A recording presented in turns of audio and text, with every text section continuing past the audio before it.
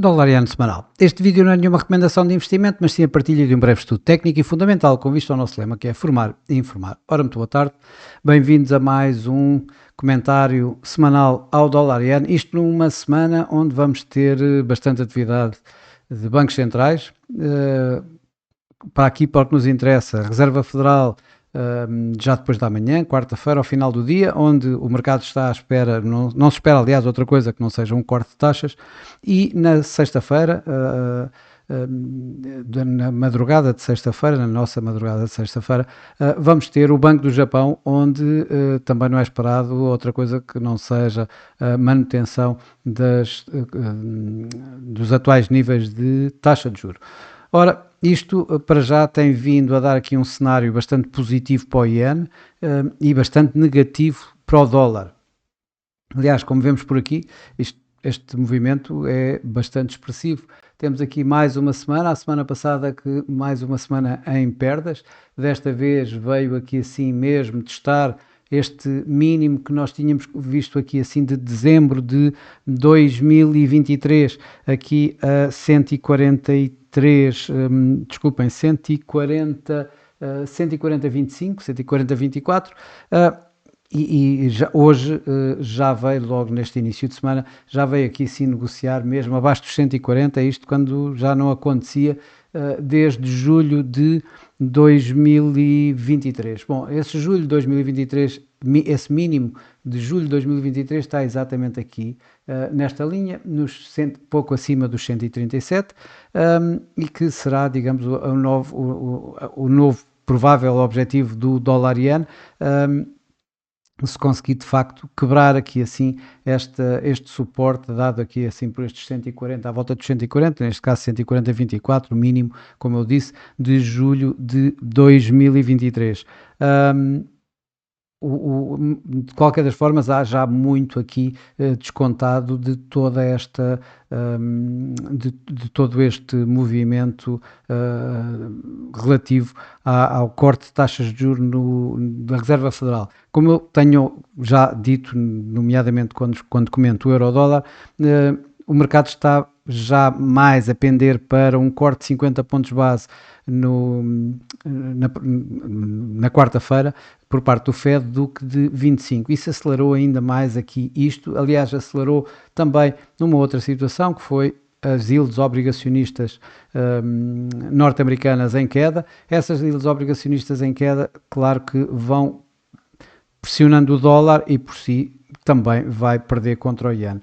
De qualquer das formas, na semana que passou, o iene, além disso, ainda ganhou por uma série de comentários, uma série de intervenções verbais por parte de membros do Banco do Japão, que reiteraram a firme, digamos, a firme intenção de continuar com subidas de taxa de juros. Claro que eu não acredito que elas sejam feitas já na sexta-feira, mas de qualquer forma, nem o resto do mercado continua à espera que isso não aconteça já na sexta-feira, não aconteça esta semana, mas houve todo uma sinalização mais hawkish por parte do Banco do Japão. Isso, claro, que levou também o Japão, o próprio iene, a ganhar.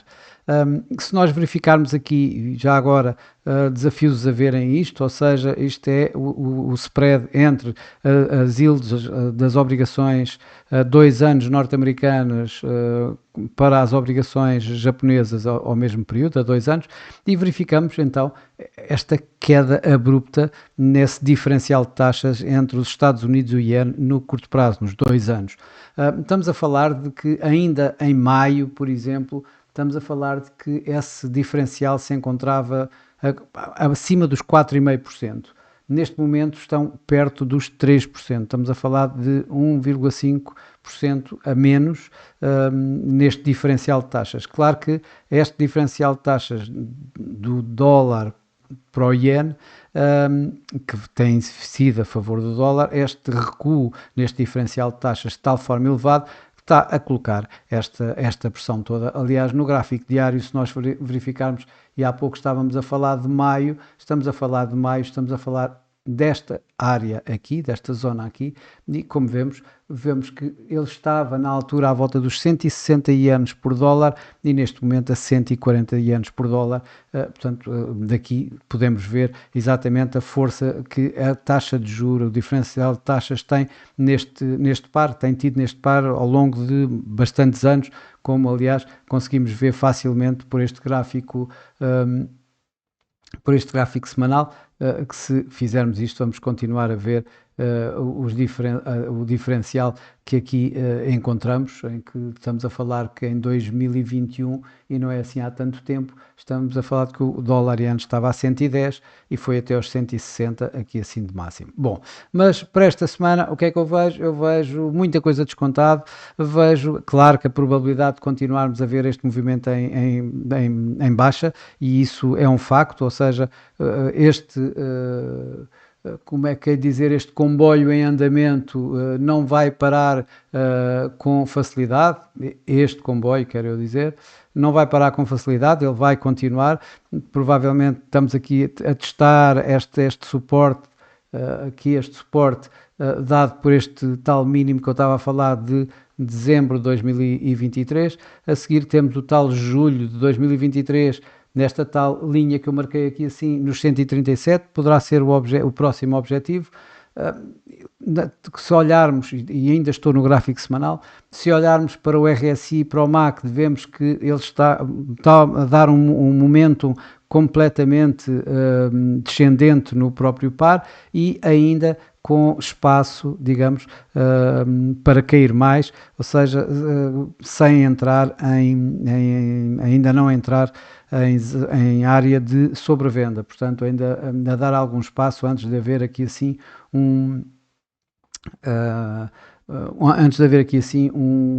uma correção. No entanto, há muita coisa, tal como eu acabei de dizer, já há muita coisa que está aqui descontado. As yields obrigacionistas norte-americanas caíram muito, mesmo bastante antes de mesmo bastante antes de qualquer corte de taxa de juros que a ser feito, e vai ser feito, há de ser só na quarta-feira, ainda não se sabe se é de 25 ou de 50 pontos, isso agora cada um posiciona-se da forma que acha. Eu, sinceramente, sou da opinião de que eles vão cortar 25 pontos, mas como costumo dizer sempre, é a minha opinião e não é nenhuma recomendação de investimento, nunca, mas estou convencido disso, mas mesmo que sejam 50 pontos, eu acredito que possa, apesar de haver aqui assim a possibilidade de vermos aqui assim um novo movimento em baixa, obviamente, ainda assim eu acredito que possa haver aqui assim alguma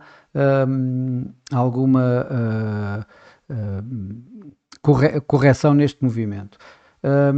Tivemos esta correção, já agora aqui, tivemos esta correção quando ele quebrou a linha de tendência ascendente, é verdade, tivemos esta correção toda, ele veio daqui até praticamente fazer um novo teste aqui à linha antes de continuar, está a perder exatamente esse mínimo e daí a estar a acelerar, e eu acredito que com o corte de taxa de juros possa haver aqui mais um movimento em baixa, mas depois haver aqui sim uma recuperação qualquer a este nível. Sinceramente a minha posição, mas mais uma vez é apenas a minha opinião, não é nenhuma recomendação de investimento, é exatamente tentar ver se consigo arranjar a tal correção para dar um ponto de entrada curta novamente no dólar-iene, porque provavelmente este movimento em termos de mais longo prazo será para continuar com um Fed cada vez mais agressivo nos seus cortes de taxa de juros, e pelo outro lado o iene no Japão, o Banco do Japão a acelerar isso, a acelerar a subida de taxas de juros. Vamos ver o que é que vai acontecer esta semana com os bancos centrais. Pode ser que esta situação consiga aparecer, digamos assim, esta oportunidade consiga aparecer. Se não, continuamos com este forte movimento descendente e tentar aqui, digamos, ver qual será a melhor entrada, digamos, neste movimento. Se formos aqui para o gráfico diário, aqui o que eu vejo, eu na semana passada inclusive tinha dado a possibilidade de haver num break, no break destes tais mínimos, destes tais 140 à volta disto, a possibilidade de haver um break mais agressivo, que levasse o euro-dólar mais abaixo.